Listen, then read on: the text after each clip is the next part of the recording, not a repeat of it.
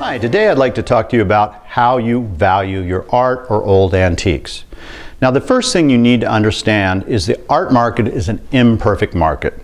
Now, what does that mean? Well, it's an economic term basically, and it refers to the fact there's really not a leader in the field in the art world.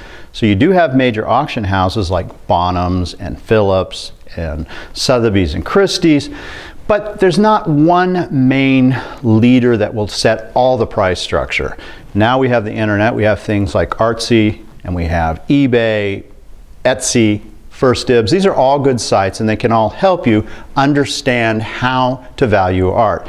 Because if you really want to get the best price for your piece before you sell it at one of these locations, either a dealer, yourself, or through an auction house, you have to understand what you have.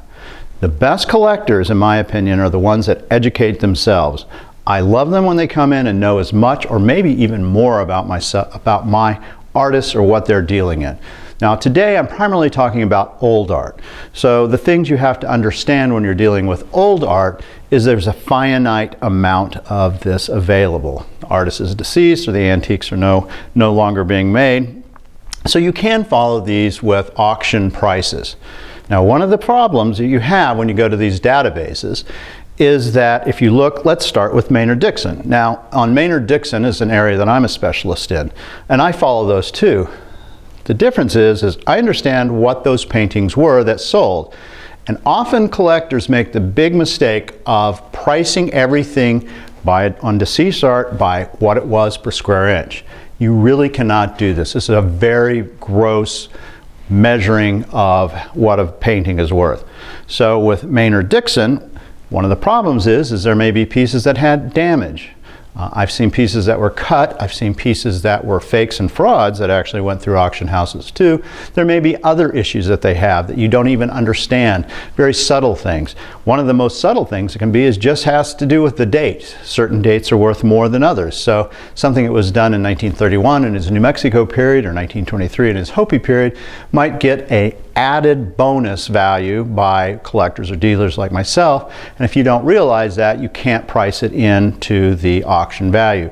So you have to understand when you're going to look at auction prices on any of these databases, you have to take that into consideration that it's a gross measure. It's not the definitive reason why. Also at auctions, sometimes a piece could go through that was a very small auction and there was very limited notice about that painting being in there, and it went as a bargain. Does that reflect true value? No, it doesn't. It reflects one moment in time that a piece sold. So know your artwork, know how it was sold, and most of all, you need to learn how to negotiate.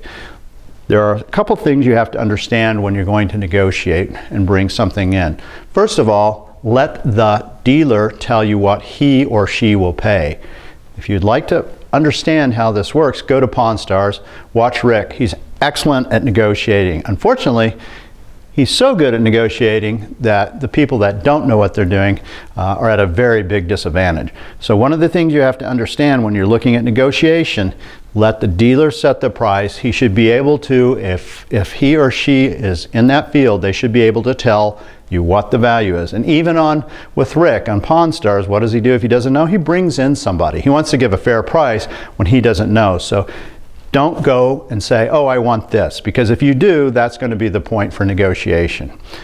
So finally, to remember, when you're going to start to try to negotiate, try to understand and how to sell your paintings, you need to do your research first. Go to websites like mine, medicinemangallery.com. We put up all our prices on our pieces so it can be used kind of as a gold standard.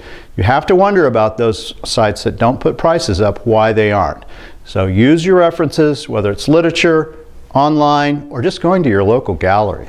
You can learn a lot, and it might save you a lot of money.